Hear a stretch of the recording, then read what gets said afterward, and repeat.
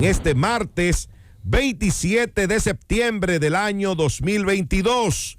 Y en este momento le corresponde el turno para hacer su comentario a nuestro compañero y coordinador José Luis Mendoza y Cervantes. Muchas gracias, Nayib. El saludo cordial a ti, a todos los compañeros en cabina, a nuestro compañero en receso por salud, don Álvaro Aruelo, con la esperanza siempre de tenerle de regreso a este gobierno de la mañana. Las gracias a Dios que nos da la salud, la vida para estar un día más junto a ustedes a través de esta plataforma privilegiada que es la Z101 y sus micrófonos para llegar a todo el país. Como siempre, el agradecimiento a esta empresa y a su presidente, don Bienvenido Rodríguez, en esta oportunidad. Miren, señores, en este momento que estamos nosotros haciendo ejercicio de libertad, de expresión, de difusión de nuestro pensamiento y obviamente de la capacidad de disentir con los que mandan, en este justo momento está pasando el huracán Ian por territorio cubano. Está ahora mismo sobre la zona de Pinar del Río, eso es en el occidente cubano, la parte oeste de Cuba. Justo ahora está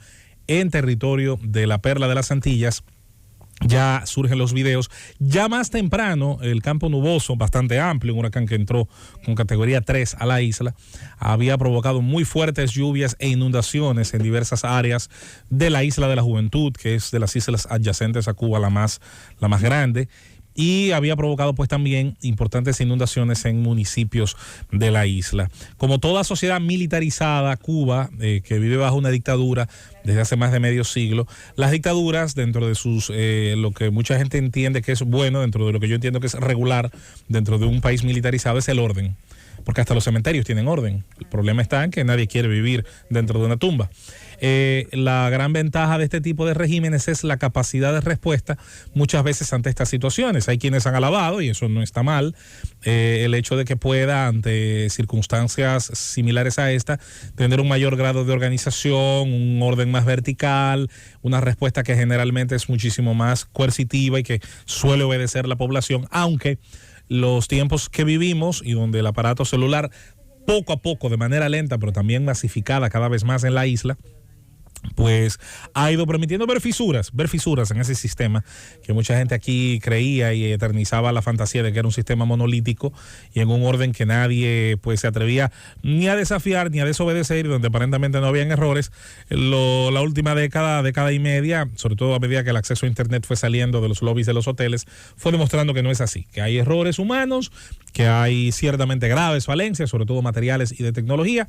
Esperemos, sobre todo por el bien del pueblo cubano, pensemos lo que pensemos de su gobierno, lo que queremos es que esa masa pues pueda estar bien ante el paso de este inminente huracán. Por cierto, Cuba hace unos días, rareza del mundo, un país que no permite que sus habitantes decidan la manera de gobierno que más les gusta, sí les permitió decidir si estaban de acuerdo o no con las uniones civiles o matrimonios, como usted prefiere llamarle, entre parejas del mismo sexo, y si podían los mismos cubanos, el mismo pueblo cubano, decidir si estas personas pues podían adoptar niños. Parece que nuestros conciudadanos, hermanos de Cuba, tienen capacidad, según su gobierno, para tomar estas decisiones, y qué bueno, pero no tienen capacidad ni decisión para tener otras organizaciones políticas que no sean el partido de gobierno. Esa es la curiosidad de la vida. Miren, señores, estamos inmersos en muchos temas nacionales que son importantes, pero hay que retomar, guste o no, sobre todo después de que se discute en el Consejo de Seguridad de las Naciones Unidas el tema de Haití. ¿Por qué? Porque vuelve nueva vez, y no las oscuras golondrinas de aquel poema, sino que vuelve otra vez la sugerencia, para nada innovadora, de hacer en Haití lo que ya se ha hecho antes con malos resultados, pero que ahora intentaría hacerse supuestamente mejor, esperando que tenga buenos resultados. Y es la famosa intervención armada de la comunidad internacional. Se discute allí, potencias muy importantes han dado ya en resoluciones o en sugerencias y en recomendaciones una especie de hoja de ruta. Hace, recuerdo, 2 meses, China, que suele ser una nación muy escueta para sugerir cosas de países muy lejanos, no es su estilo, sugirió, por ejemplo, un embargo de armas ligeras. Eso era claramente un señalamiento a los Estados Unidos y a la industria armamentística, sobre todo del sur de los Estados Unidos, muy especialmente la de la Florida, que claramente es la que abastece de manera legal o ilegal, no importa cómo, las necesidades de ese verdadero berenjenal en términos geopolíticos, ese lío permanente que es Haití. Luego está el tema de la sugerencia, tanto de comunicadores, analistas, políticos, de la intervención armada. Aquí viene el detalle. Si la intervención armada es la solución, que yo no digo que no, tendría que ser, uno supone, mayor en número de ocupantes, en tiempo de ocupación, pero sobre todo en poder de fuego de ocupación a la que ya se vivió por la MINUSTAH. Tendría que ser también una instalación de tropas con un tiempo, con un mandato y con unos recursos muy distintos a la brevísima ocupación que en 1994, y lo que fue más que nada una intervención de entrada y salida de tropas norteamericanas en aquella oportunidad tras el golpe al primer gobierno de Jean-Bertrand Aristide. Siendo así las cosas, no estamos hablando de un juego de niños.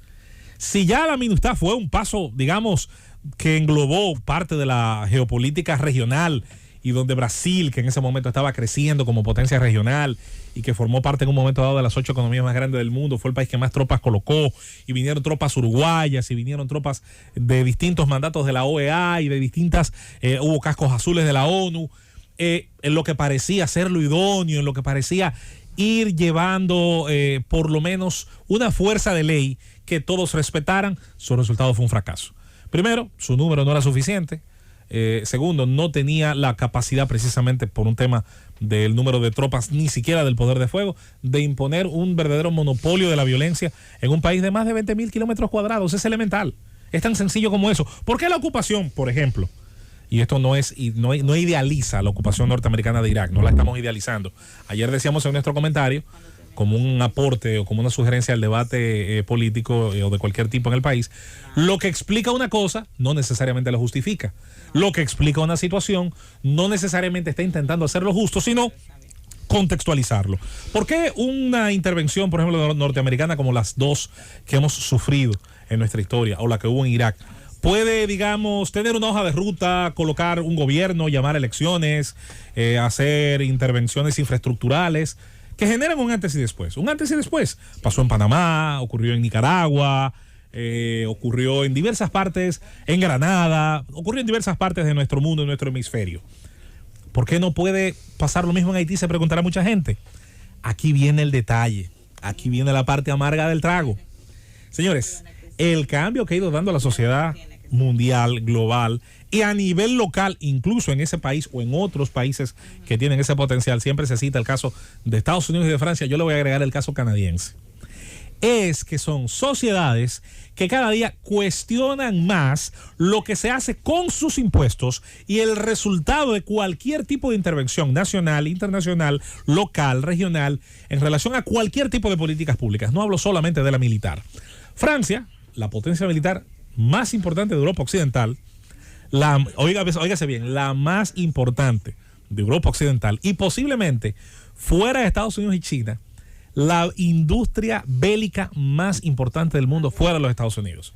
Es un país atómico, es un país que fabrica submarinos atómicos, es un país que fabrica aviones caza de quinta generación, es un país que tiene portaaviones, es un país que tiene un ejército de verdad avanzada.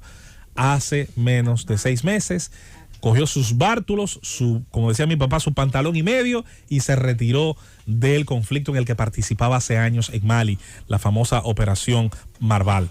Esa operación, para tratar de detener el crecimiento del terrorismo en el África subsahariana, ahí en el Magreb, en el borde sur del desierto del Sahara, con el inicio de lo que es la selva africana, ese importante problema geopolítico, los franceses, con mucha justificación, en países que ellos colonizaron, que hablan su idioma, con los que se entienden, donde tienen una inversión de ayuda social enorme, ¿saben qué tuvieron que hacer? Retirarse. El gasto había sido enorme, el tiempo... Operación Serval, me equivoqué en el nombre, Operación Serval, habían durado años. Resultados insatisfactorios. Recogen sus tropas, las llevan a su país, de alguna manera se evita Macron tener ese frente externo. ¿Usted cree que ese país, con ese mismo gobernante y con esa misma problemática que se está viviendo, y con Europa como está ardiendo, con partidos de un lado y de otro, de los llamados ultras, en crecimiento electoral, teniendo él en Francia precisamente una fuerza muy similar a la que acaba de ganar en Italia? Permítanme dudarlo. El retiro de los Estados Unidos de Afganistán, ¿en qué se basó principalmente? Porque déjenme decirles, si las razones morales, entre comillas, que hacían que se permaneciera ahí 2 décadas después, deteniendo a unos ignorantes supremos como son los talibanes, y de la manera en la que someten a la población, en la que someten a la mujer sobre todo, en la que someten las libertades civiles, si se suponía que eso no debía volver, bueno, pues a Estados Unidos le preocupó muy poco sobre el costo económico que tenía esa ocupación. $300 millones al día, ¿que salían de dónde? Del bolsillo del contribuyente, y que ayudaban, señores, a profundizar un déficit en el budget, en el presupuesto nacional de esa nación. ¿Cuánto sacó Estados Unidos de esa intervención? Bueno, lo que sea que haya sacado se ve que no fue suficiente, porque el gobierno de Joe Biden entendió que seguir sangrando al erario de su país no valía la pena. Lo que pasa es que hay un tema de geopolítica. Ellos hicieron una alianza porque el peligro ya no eran los talibanes, el peligro era Siria. Hicieron entonces una alianza con los talibanes para derrocar al gobierno sirio, y alimentaron el ISIS, alimentaron a todo el mundo. Pero yo creo que estamos los talibanes con un golpe a Siria. Bueno, por ahí estaba Al Qaeda y el ISIS. ¿Quiénes fueron conjuntamente? ¿Cuáles eran los vehículos todoterrenos que tú veías con metralleta emplazada, Rosendo? Pero no eran vehículos occidentales. ¿Pero qué tienen que ver los talibanes con eso? ¿Pero qué tenía que ver los talibanes con eso? No, lo que te digo es que no hay una sola intervención norteamericana que no sea cobrada sobre la base del costo para el país invadido. Pero yo te pregunto, José Luis, antes de que tú concluyas tu comentario, ¿qué hacer entonces con Haití? Esa es la gran pregunta, porque hoy por hoy, insisto, no veo cuál es la nación, sobre la base de su presente político interno y de su situación política externa, que vaya a cargar con el costo. Insisto, si lo que se quiere es una intervención más profunda, mejor armada, más numerosa y con mayor mandato, porque incluso debería tener un mandato infraestructural. Uno pensando en lo ideal, Rosendo, pensando en lo ideal, ¿quién sería quien lo haría, con qué dinero y cómo convencería a su propia opinión pública interna de que vale la pena? Ahí lo que yo veo es lo siguiente. Haití se está convirtiendo, o ya es de hecho, un problema para toda la región. Tú le preguntas a un haitiano en una yola, montado en una yola en el Mar Caribe, tratando de llegar a la isla Mona, que por qué se va y que por qué arriesga su vida en esa yola, y él te dice, porque yo aquí me siento más seguro que en Haití, en esa yola donde él probablemente se ahogue. Yo aquí me siento más seguro con Haití, yo prefiero esto que a seguir en Haití. Entonces hay una hemorragia desde Haití hacia todas partes, y ya eso está perjudicando a todo el mundo. ¿Cuál creo yo, José Luis, que sería la alternativa que pienso que se está de alguna manera estipulando? Bueno, hay que neutralizar a esas pandillas que tienen Haití en esas condiciones. México ofreció sobre esa base de lo que tú dices. Hay que neutralizar a esas pandillas y abrir las posibilidades entonces de unas elecciones y dejarle eso a ellos. México, entonces, que es miembro del Consejo de Seguridad no permanente, pero que está en este momento siendo miembro no permanente, hizo una oferta llamativa, pero que también tiene sus bemoles, porque todo lo tiene, ese es el dilema. México ofreció otra vez un paquete, interesante que lo haga México, que no es necesariamente el que le sobran los recursos, volver a armar, directamente a armar y entrenar una fuerza policial haitiana. ¿Y por qué López Obrador no hace eso con los malditos carteles de la droga? Carajo, pero que han matado yo más no soy gente? el que te va a responder eso, pregúntaselo a López Obrador. Yo te estoy diciendo lo que México ofreció el día de ayer. Pero está bien, pero que eso es también una narrativa mediática pendeja. Porque López Obrador no puede, con dime una que no sea pendeja, que tiene encima, y está proponiendo, y oye la propuesta que él tiene. ¿Por qué no aplica eso en su país?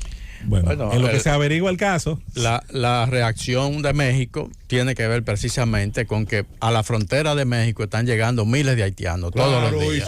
Todos los días. Sí, todos los días. Chile, Bahamas, Brasil, el CARICOM. La pregunta es, déjame robustecer eso que dice José Luis en esa dirección, que la mayoría de solicitudes de visados en el consulado de Río de Janeiro eran de haitianos que procedían de Chile, porque ellos quieren de alguna manera u otra pues permear. Ahora, lo que yo quiero que tú me respondas, José Luis, porque me parece que tienes el dilema muy característico entre lo que es el respeto dentro del marco del derecho internacional público a las normas como debería de ser, y una realidad que hay en Haití, que no es un país, es un paisaje en donde no hay posibilidad de interlocución ni de otra vía que no sea la imposición armada. ¿Cómo lo haríamos entonces, querido Armado? Yo no tengo soluciones mágicas. Cualquier solución que se ofrezca, fíjate que genera un dilema. Claro. Sí. Me resulta muy curioso, insisto, el mundo le está pidiendo, no quiere decirlo, yo creo que la gran parte del mundo no quiere decirlo con las palabras que es. Le quiere pedir a Estados Unidos que cumpla su función de policía del mundo, coño. Claro. Allí tiene una solución, pero no la vamos a decir. Que no tiene ningún incentivo. Estados Unidos no tiene ahora mismo ningún incentivo. Eso posiblemente sea lo que piensan los otros.